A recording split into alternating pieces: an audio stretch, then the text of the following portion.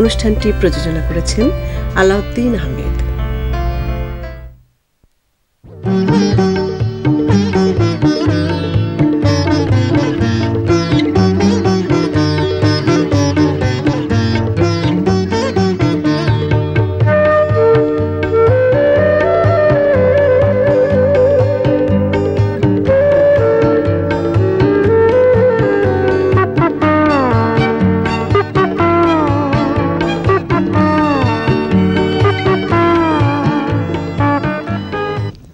ইংরেজি নববর্ষের শুভেচ্ছা সবাইকে।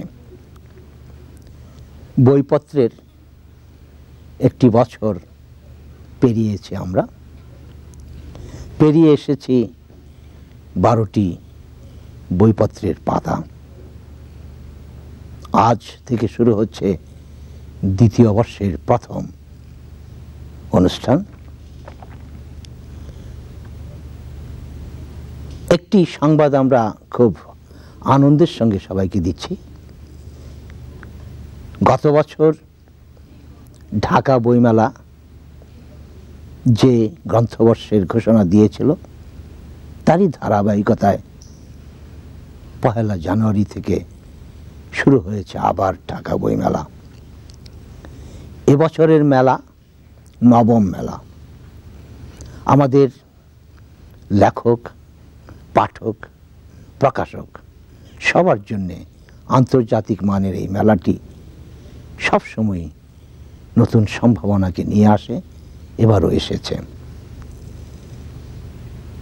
লেখকদের, প্রকাশকদের এবং পাঠকদের সম্মিলনে এই মেলা আবারও আমাদের চোখে স্বপ্নের অঞ্জন মেখে দেবে।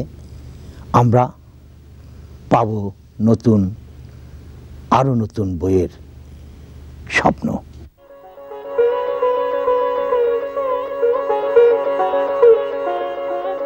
কালো অক্ষরের শৃঙ্খলে আবদ্ধ জ্ঞান ও চিন্তাকে মুক্ত করতে পারে একমাত্র পাঠক। বইয়ের বিপুল সম্ভারকে সেই পাঠকের সামনে তুলে ধরার জন্যই এ ধরনের মেলার আয়োজন। আমি দেশের শিক্ষিত নাগরিকদের প্রতি আহ্বান জানাচ্ছি, আপনারা পাঠক হন, শত সহস্র বছরের জ্ঞান, অভিজ্ঞতা ও চিন্তাকে কালো অক্ষরের কারাগার থেকে মুক্ত করতে এগিয়ে আসুন। বাংলাদেশে প্রথমবারের মতো গ্রন্থবর্ষ উদযাপনের ফলে বছর জুড়ে গ্রন্থ, গ্রন্থাগার এবং বই সংক্রান্ত বিষয়ে নানা কর্মসূচি আয়োজনের মাধ্যমে গোটা দেশ জুড়ে বইয়ের প্রচার, প্রসার ও মননশীলতা চর্চার ক্ষেত্রে প্রাণচাঞ্চল্যের সৃষ্টি হয়েছে। 2002 সালে শুধু জাতীয় গ্রন্থকেন্দ্রের মাধ্যমেই 1000-এর বেশি বেসরকারি লাইব্রেরিকে অনুদান দেওয়া হয়েছে। অনুদানের পরিমাণও বাড়ানো হয়েছে। এক কথায় আমাদের সরকার গ্রন্থাগার উন্নয়নে ব্যাপক উদ্যোগ গ্রহণ করেছে। এই উদ্যোগকে আরও বিকশিত ও অগ্রসর করে নেয়ার উদ্দেশ্যে চলতি বছরকে আমি গ্রন্থাগার বর্ষ হিসেবে ঘোষণা করছি।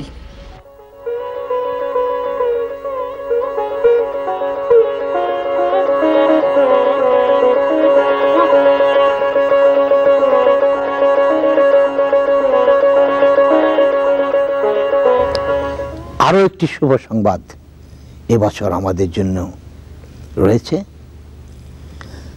বাংলা ভাষার অন্যতম শ্রেষ্ঠ কবি, বাঙালি মুসলমানদের আত্মাকে যিনি কবিতায় রূপান্তরিত করেছিলেন, সেই পল্লী কবি জসিমউদ্দিনের জন্ম শতবার্ষিকী চলছে এবার।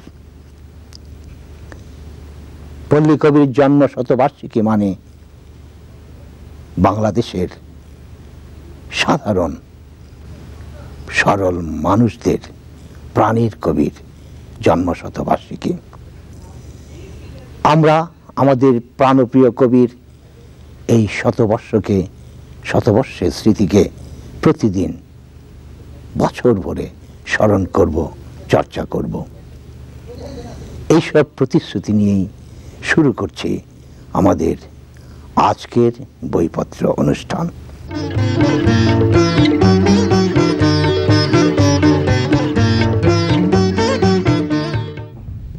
কাল সে আসিবে মুখখানি তার নতুন চরের মতো, চখার চোখি নরম ডানায় মুছাই দিয়েছে কত। চরের চাষির ধানের ক্ষেতের মতোই তাহার গা, কোথা বা হলুদ আবছা হলুদ, কোথা বা হলুদ না। অসাধারণ এই উপমার জনক বাংলা ভাষাভাষী আপামর জনগণের হৃদয় উৎসারিত পল্লী কবি অভিধায় অভিষিক্ত কবি জসীমউদ্দীন। 1903 সালের 1 জানুয়ারি ফরিদপুরের তাম্বুলখানা গ্রামে তাঁর জন্ম। এবছর কবির জন্ম শতবার্ষিকী। মূলত কৈশোরেই তাঁর কাব্য প্রতিভার উন্মেষ ঘটে। তাঁর কাব্যে মূর্ত হয়ে ওঠে বাংলার গ্রাম প্রকৃতি ও বাঙালি মুসলমানের সহজ সরল জীবনচিত্র। তাঁর বিখ্যাত দুটি কাব্যগ্রন্থ নকশি কাঁথার মাঠ ও সুজন বাদিয়ার ঘাট। তাঁর অন্যান্য উল্লেখযোগ্য কাব্যগ্রন্থ রাখালি, বালুচর, ধানক্ষেত, মাটির কান্না। তাঁর বিখ্যাত দুটি স্মৃতিকথা যাঁদের দেখেছে এবং ঠাকুর বাড়ির আঙিনায়। তাঁর শিশুতোষ গ্রন্থ হাসু, 1 পয়সার বাঁশি, ডালিম কুমার, চলে মুসাফির, হলদে পরীর দেশ, যে দেশে মানুষ বড়। এই 3টি গ্রন্থ হচ্ছে তাঁর ভ্রমণ কাহিনী। তাঁর আত্মজীবনীমূলক গ্রন্থ জীবন কথা আমাদের সাহিত্যের এক অমূল্য সম্পদ। সাহিত্যকৃতির স্বীকৃতি হিসেবে বিশ্বভারতী বিশ্ববিদ্যালয় তাঁকে সম্মানসূচক ডিলিট ডিগ্রি প্রদান করে। তিনি 1976 সালে 21 পদক লাভ করেন। কবি জসীমউদ্দীন 1976 সালের 13 মার্চ ঢাকায় মৃত্যুবরণ করেন। মজিদ হইতে আজান হাঁকিছে বড় সকরুণ সুর, মোর জীবনের রোজ কেয়ামত ভাবিতেছি কত দূর। জোর হাতে দাদু মোনাজাত কর, আয় খোদা রহমান, ভেস্ত নাজেল করিও সকল মৃত্যু ব্যথিত প্রাণ।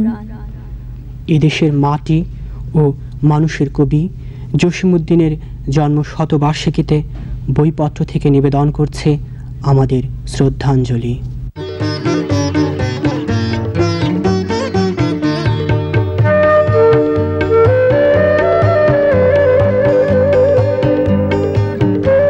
আমার প্রিয় বই পর্বে আমরা আমন্ত্রণ জানিয়েছি নিভৃতচারী কথা সাহিত্যিক ইউসুফ শরীফকে। প্রবন্ধ, ছোট গল্প, উপন্যাস মিলিয়ে তার প্রকাশিত গ্রন্থ সংখ্যা 11। প্রিয় দর্শক, আসুন ইউসুফ শরীফের কাছ থেকে শুনি তার প্রিয় বইটি সম্পর্কে। আমার প্রিয় বই বেশ কয়েকটি আছে, তবে এই মুহূর্তে আমি যে বইটির কথা বলতে চাই সেটি কথা সাহিত্যিক শাহেদ আলীর জিব্রাইলের ডানা। এই বইটিকে আমি বহুবার এই বইটি পড়েছি। আমরা যখন সাহিত্য শুরু করি সেই 60 দশকের মধ্যভাগে, তখন থেকে এ পর্যন্ত এই বইটি অনেকবার আমাকে পাঠ করতে হয়েছে। কারণ আমি মনে করি আমাদের এই বাংলাদেশের যে জনজীবন, সেই জনজীবনের যে সাহিত্যিক রূপ, সেক্ষেত্রে জিব্রাইলের ডানা একটি আকর গ্রন্থ হিসাবে বিবেচিত হতে পারে। এই বইটিতে 60টি গল্প আছে। এই 60টি গল্পের মধ্যে একটি গল্প, যেটি জিব্রাইলের ডানা নাম গল্প, এটি ছাড়া আর বাকি সবগুলি গল্পই গ্রাম জীবনের পটভূমিতে গ্রামীণ কৃষিজীবী মানুষের জীবনের দুঃখ বেদনা, হাসি কান্না ইত্যাদি অত্যন্ত চমৎকারভাবে শাহেদ আলী ফুটিয়ে তুলেছেন। বিশেষ করে আমরা একটা জিনিস সবসময় বলি, একটি কথা, যে গ্রামের মানুষের জীবন সহজ সরল জীবন, নদীর মতো বহমান জীবন, কিন্তু এই জীবনের অন্তরালে মানুষের যে ব্যর্থতা থাকে, মানুষের যে হাহাকার থাকে, যে আরতি থাকে, এগুলো অধিকাংশ সময় আড়ালেই থেকে যায়। কথা সাহিত্যিক শাহেদ আলী এই মানব জীবনের গোপন যে গহীন আত্মা, তার ভেতরকার এই হাহাকার, এই আরতি, এগুলিকে তুলে ধরেছেন। আর জিবরাইলের ডানায় একটি বিষয় যেটি এই গ্রাম জীবনের গল্প হলেও আসলে এখানে শাহেদ আলী যে ভাষা ব্যবহার করেছেন সেই ভাষা খুবই আধুনিক ভাষা, এবং চরিত্রের যে বিশ্লেষণ, চরিত্রের যে বিকাশ, এগুলিও আধুনিক বিকাশ। চরিত্রের মানস গহনে যে আলু প্রক্ষেপণ, এটিও তিনি আধুনিক প্রক্রিয়ায় করেছেন। এই কারণে এটিতে গ্রামের গল্প হলেও, গ্রাম জীবনের গল্প হলেও আসলে এখানে কোনো রকমের গ্রাম্যতা নেই। একটি অতি আধুনিক গল্পগ্রন্থ। আর এই গ্রন্থের এই 7টি গল্পের মধ্যে প্রায় প্রতিটি গল্পই দেখা যায় যে এক একটি মহাকাব্যিক দোতনায় সমৃদ্ধ। যেমন এর প্রথম যে গল্পটি, ওই যে নীল আকাশ, এই গল্পে একজন অত্যন্ত রূপবতী এবং অহংকারী মহিলার চরিত্র, নারী চরিত্র তিনি অঙ্কন করেছেন। আপাত দৃষ্টিতে তার এই যে অহংকারের ভেতরে তার রয়েছে একটি ব্যর্থতা, এবং তার সেটি দাম্পত্য জীবনের ব্যর্থতা। এই ব্যর্থতাকে তিনি অহংকার দিয়ে ঢেকে রেখেছেন। তিনি সবসময় নীল শাড়ি পরেন, নীল চুড়ি পরেন, নীল নাকফুল পরেন, তার সব কিছুতে নীল।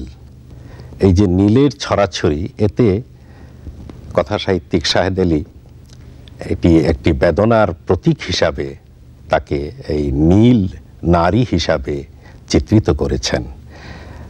আর তার এই চরিত্রটি এমন চমৎকারভাবে পরতের পর পরত উন্মোচিত হয়েছে, যেরকম অনেকটা ফুল, যেরকম ফুলের যে পাপড়ি যেরকম দল মেলে একের পর এক ফুটে ওঠে, ঠিক এই চরিত্রটিও সেইভাবে ফুটে উঠেছে।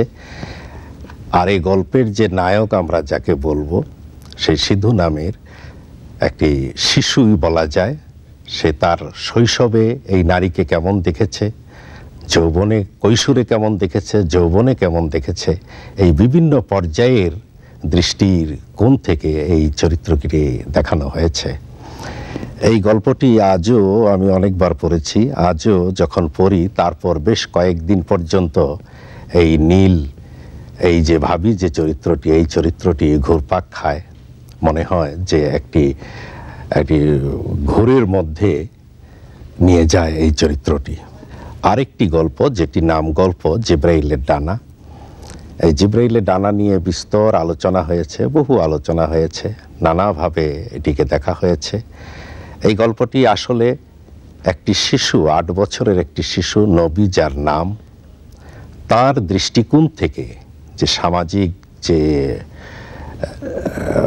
সাম্য প্রতিষ্ঠার যে আকাঙ্ক্ষা, নানা ধরনের নির্যাতন থেকে, নিপীড়ন থেকে, বঞ্চনা থেকে মুক্তির যে আকাঙ্ক্ষা, সেই আকাঙ্ক্ষা মূর্ত হয়েছে এই 8 বছরের একটি শিশুর দৃষ্টিকোণ থেকে, তার ভাষায়, তার চিন্তা চেতনা মতে। কিন্তু অত্যন্ত চমৎকৃত হতে হয় যে 8 বছরের শিশুটি যে কথা বলছে, যেভাবে চিন্তা করছে, এটি শুধু 8 বছরের শিশুর চিন্তাতে সীমিত থাকেনি, এটি ব্যাপ্ত হয়েছে প্রাপ্তবয়স্কদের চিন্তাতেও। এবং আজকে এই গল্পটি 50 বছরেরও আগে লেখা গল্প। আমার তো মনে হয় যে আজকের দিনেও, এই 50 বছর পরেও এই গল্পটির কে মনে হবে সমসাময়িক। আমি এই জন্য বলবো যে শাহেদ আলীর জিবরাইলের ডানা এটি সত্যিকার অর্থে একটি আধুনিক গল্পগ্রন্থ। এর প্রত্যেকটি গল্পই মনে হবে যে আজকের গল্প, এই সময়ের গল্প, এই সময়ের মানুষের গল্প।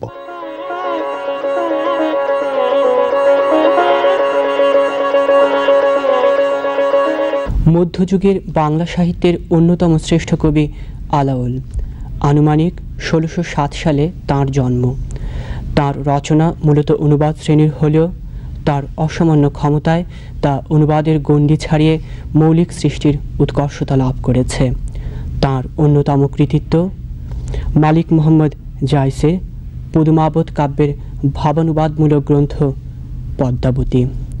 তার অন্যান্য যে 4টি গ্রন্থের সন্ধান পাওয়া গেছে সেগুলো হলো সাইফুলমূলক বদিউ জামাল, হপ্ত পয়কর, সিকান্দারনামা এবং তোহফা বা তত্ত্বপদেশ।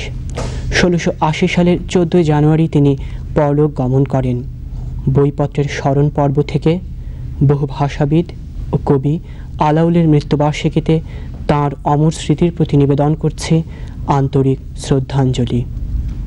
বাংলা সাহিত্যের একজন বিশিষ্ট লেখক বলেছেন, বই হচ্ছে সর্বশ্রেষ্ঠ আত্মীয়, তার সঙ্গে কখনো কারো ঝগড়া হয় না, মনোমালিন্য হয় না। সুধী দর্শক, আসুন আমরা সকলে বই পড়ি এবং সর্বশ্রেষ্ঠ আত্মীয়কে সঙ্গী করি।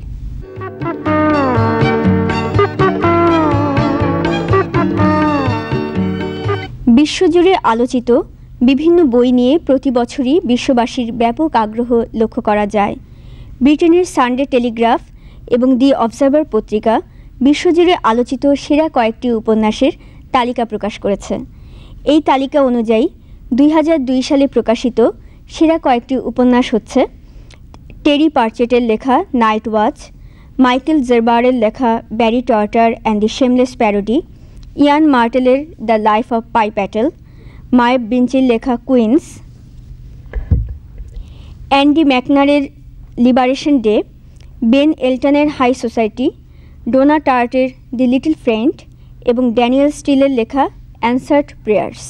জনপ্রিয় উপন্যাসের কাহিনী নিয়ে নির্মিত চলচ্চিত্র অধিকাংশ সময়ই বিপুলভাবে দর্শকপ্রিয়তা অর্জন করে। অমর কথাশিল্পী শরৎচন্দ্র চট্টোপাধ্যায়ের দেবদাস তেমনি একটি উপন্যাস। এ পর্যন্ত দেবদাসের বহুবার চলচ্চিত্রায়ন হয়েছে। প্রতিটি চলচ্চিত্রই দর্শক নন্দিত হয়েছে। সম্প্রতি বিখ্যাত পরিচালক সঞ্জয় লীলা বানশালী হিন্দি ভাষায় নির্মাণ করেছেন দেবদাস। ছবিটি শুধু এই উপমহাদেশেই নয়, পুরো বিশ্বজুড়েই আলোড়ন সৃষ্টি করেছে, ভঙ্গ করেছে ব্যবসায়িক রেকর্ড। বিশ্ব চলচ্চিত্রের সর্বশ্রেষ্ঠ পুরস্কার অস্কারের জন্য মনোনয়ন পেয়েছে দেবদাস। বাংলা ভাষার আলোড়ন সৃষ্টিকারী একটি উপন্যাস চলচ্চিত্রায়নের মাধ্যমে বিশ্ব জয় করতে পারে কিনা এখন সেটি দেখবার বিষয়।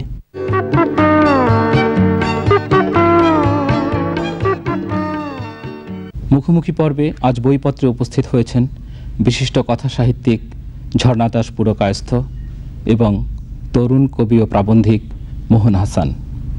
এই দুজনের সঙ্গে তাদের লেখালেখি ও প্রকাশনা নিয়ে কথা বলছেন শাকিল রিয়াজ। দুই প্রজন্মের দুই কথা সাহিত্যিক এবং প্রাবন্ধিক আজ মুখোমুখি পর্বে আমাদের অতিথি হয়ে এসেছেন। 60 দশক থেকে লেখালেখি করেন, গল্প উপন্যাস লিখেছেন, অনেক খ্যাতি পেয়েছেন ঝর্ণা দাস পুরকায়স্থ এবং তরুণ প্রাবন্ধিক, সাংবাদিক এবং কবি মোহন হাসান। তাদের সঙ্গে কথা বলবো প্রকাশনার সংকট এবং তাদের লেখালেখি বিষয়ে। প্রথমে ঝর্ণা দাস পুরকায়স্থ। ঝর্ণা দাস, আপনি তো 60 দশক থেকে লেখালেখি করছেন, খ্যাতি পেয়েছেন। আপনার কতগুলো বই বেরিয়েছে? আমার মোট 25টি বই রয়েছে। এই ছোট গল্প সংকলন হলো 9টি, উপন্যাস 5টি, আর শিশু ও কিশোর তোষ 11টি। তো ঠিক এই মুহূর্তে যে নামগুলো আমার মনে পড়ছে, মুক্তিযুদ্ধের অশ্রুত বাঁশি, নির্বাচিত গল্প, প্রমীলা সুন্দরী, মালতীমালা থেকে মোনারায়, এগুলো হলো ছোট গল্প সংকলন। উপন্যাস হলো চিরকাল মাধবী, ময়ূর কণ্ঠী রাত, নীল জ্যোৎস্নার ঝঙ্কার। আর শিশু কিশোর তোষ হলো ইভানের কাজলা দিদি, রং মাখা শার্ট, টুসি আমার টুসি, মুশকিল আসান মামা, লালুর মুক্তিযুদ্ধ, মেঘ জোছনায় টুপুর এবং গ্রাম বাংলার সেরা গল্প। আপনার লেখালেখির বিষয় কি? আমি লেখার মধ্যে আমি সব বিষয়গুলোই নিয়ে আসতে চেষ্টা করি, ধাঙ্গর থেকে শুরু করে নারীর যে নির্যাতিত নারীর যন্ত্রণা, আবার পুরুষের দুঃখ কষ্ট, একটি কুকুর ছানা, বেড়াল ছানা, ওদের কষ্টগুলা, গার্মেন্টস ফ্যাক্টরির মেয়েরা যে কাজ করে, সব কিছু যতদূর আমি জানতে পেরেছি সবকিছু নিয়ে আসতে চেষ্টা করেছি। এবার যাব মোহন হাসানের কাছে। আপনি তরুণ প্রজন্মের প্রতিনিধি, আপনার কয়টি বই বেরিয়েছে? ধন্যবাদ শাকিল। আমার 3টি বই বেরিয়েছে এই গত বছর। মৌলিক গ্রন্থ যেটি সত্য বলার স্বাধীনতা, গবেষণামূলক সম্পাদিত গ্রন্থ মুক্তিযুদ্ধ, শ্রমিক অধিকার এবং অন্যান্য প্রসঙ্গ, এবং 3 নম্বর বইটি হচ্ছে ছোটদের শ্রেষ্ঠ রূপকথা। এটা সম্পাদিত গ্রন্থ। আপনাকে তো আমরা কবি হিসেবেও জানি, কবিতার বই বেরিয়েছে? আসলে আমি আমার প্রথম জীবনে আমি যা লিখেছি বেশিরভাগই সব কবিতা, কিন্তু ওগুলো অগ্রন্থিত অবস্থায় রয়েছে। আমি চেষ্টা করছি যাতে তাড়াতাড়ি একটা ওগুলোকে গ্রন্থের রূপ দিতে পারি। তরুণদের লেখালেখি মান উন্নয়নের জন্য কি করা উচিত বলে আপনি মনে করেন? বাংলা একাডেমি একটা প্রকল্প চালু করেছিল, তরুণ লেখক প্রকল্প, এবং এই প্রকল্পের মাধ্যমে আমাদের বেশ কিছু প্রতি বছরই বেশ কিছু সংখ্যক উদীয়মান কবি সাহিত্যিক লেখক বেরিয়ে আসছিল। কিন্তু এই প্রজেক্টটা বন্ধ হয়ে যাওয়ার পরে মানে তরুণদের মধ্যে কিন্তু এই তরুণ লেখক সৃষ্টিতে একটা ভাটা পড়েছে। তা আমার মনে হয় যে এই ধরনের প্রজেক্ট চালু করা উচিত, তরুণ লেখক প্রকল্প। এটা বাংলা একাডেমি করতে পারে, জাতীয় গ্রন্থ কেন্দ্র করতে পারে। আমাদের আপনি লেখক এবং নিশ্চয়ই প্রকাশনার বিষয়ে অনেক সংকটের মুখোমুখি আপনাকে হতে হয়। তো আপনি এই মুহূর্তে কোন ধরনের সমস্যার কথা ভাবছেন এবং এটা থেকে সমাধানের উপায় কি? প্রকাশনা সংকটের কথা বললেন, এটি তো যে কোনো রাস্তায় আমরা চলতে গেলে সব জায়গায় কিন্তু সংকট আছে, সংকট ছিল, সংকট আছে, সংকট থাকবেও, কিন্তু তার মাঝ থেকেই কিন্তু আমরা এগিয়ে যাই। হালকা সাহিত্য ছাপানোর ব্যাপারে প্রকাশকরা বেশি আগ্রহী, কিন্তু একটু সিরিয়াস ধরনের সাহিত্য নিয়ে আমাদের সমস্যা। কিন্তু তারপরও বলবো, সৃষ্টিশীল কাজে যারা আছেন, সেই কাজে যে মাদকতা আছে বা সৃষ্টিশীল কাজ করলে যাদের মন ভরে যায়, তারা তো আর থেমে থাকেননি। তাদের বই, ২১-এর মেলার কথাই আমি বলবো, ২১-এর মেলাতে প্রচুর বই আসছে, কারণ লেখকরা তো প্রকাশনা সংকটের জন্য থেমে থাকেননি। কিন্তু আমার মনে হচ্ছে প্রতি বছর এরকম যেতে যেতে যেতে যেতে একটা পর্যায়ে আমরা যাব, বলতে পারবো আমরা উই শ্যাল ওভারকাম। আপনারা আমাদের অনুষ্ঠানে এসেছেন, এই জন্য আপনাদের অনেক ধন্যবাদ। আধুনিক বাংলা কবিতার বিশিষ্ট কবি ফররুখ আহমদ। সম্প্রতি প্রকাশিত হয়েছে তাঁর জীবদ্দশায় অপ্রকাশিত শিশুতোষ গল্পগ্রন্থ ৭ ডাকাত আর হাতেম তাই। গল্পটি মূলত সৈয়দ হামজার হাতেম তাই পুঁথি থেকে সংগৃহীত। গল্পটির বর্ণিল উপস্থাপন একদিকে যেমন শিশুদের রোমাঞ্চিত করবে, তেমনি তাদের দেবে নির্মল আনন্দ, আর সেই আনন্দের মধ্য দিয়ে শিশুরা অর্জন করবে প্রয়োজনীয় শিক্ষা। বইটি প্রকাশ করেছে দ্রাবিড় প্রকাশন, প্রচ্ছদ অলঙ্করণ করেছেন গাজী তাসলিমা হ্যাপি, মূল্য 40 টাকা। গবেষক জাহাঙ্গীর হোসেনের গ্রন্থ শহীদ বাবুল ২১শে ফেব্রুয়ারি ও আন্তর্জাতিক মাতৃভাষা দিবস। আমাদের জানা কয়েকজন ভাষা শহীদের বাইরে বরিশালের মেহেন্দিগঞ্জে ভাষার জন্য প্রাণ দিয়েছিলেন বাবুল। আলোচ্য গ্রন্থে এই প্রসঙ্গে বিস্তারিত আলোচনার পাশাপাশি ভাষা আন্দোলনের প্রেক্ষাপট এবং ২১শে ফেব্রুয়ারিকে আন্তর্জাতিক মাতৃভাষা দিবস হিসেবে অনুমোদনের ঘটনাক্রম উল্লেখিত হয়েছে। বইটি বের করেছে ঠিকানা। প্রচ্ছদ এঁকেছেন শিল্পী হাশিম খান, মূল্য ৮৫ টাকা। ৬০-এর দশকের অন্যতম প্রধান কবি ফারুক আলমগীরের সাম্প্রতিক কাব্যগ্রন্থ মধ্যাহ্নে মুক্তিযোদ্ধার সঙ্গে ৪২টি কবিতা রয়েছে গ্রন্থটিতে। কবিতাগুলোর বিষয়বস্তু ৭১-এর অবরুদ্ধ ঢাকা, স্বাধীনতা উত্তর দেশ, অবহেলিত মুক্তিযোদ্ধা ও উপেক্ষিত মুক্তিযুদ্ধের চেতনা, যা পাঠক মাত্রেই স্মরণ করিয়ে দেবে বাংলাদেশের রক্তাক্ত জন্মবৃত্তান্ত। ফারুক আলমগীরের প্রধান বৈশিষ্ট্য চিত্রকল্প নির্মাণ। উপমা উৎপ্রেক্ষা আর ছন্দের মুগ্ধ দোলায় তার কবিতাগুলো পাঠকদের আলোড়িত করবে। সন্ধানী প্রকাশনী বের করেছে বইটি। প্রচ্ছদ দেখেছেন শিল্পী কাইয়ুম চৌধুরী, মূল্য ৫০ টাকা। বইমেলার প্রসঙ্গ দিয়ে শুরু করেছিলাম, আবারও বলছি, বইমেলা তখনই সফল হবে, সার্থক হবে, যদি আমরা সবাই প্রতিদিন কিংবা প্রতিদিন না হলেও একদিন দুদিন পর পর সেই মেলায় গিয়ে নতুন আসা বইগুলোকে ছুঁয়ে দেখি। আসুন না, সন্তানের হাত ধরে, আপনজনের হাত ধরে মেলার প্রান্তর ঘুরে আসি। আজ এ পর্যন্তই, ধন্যবাদ।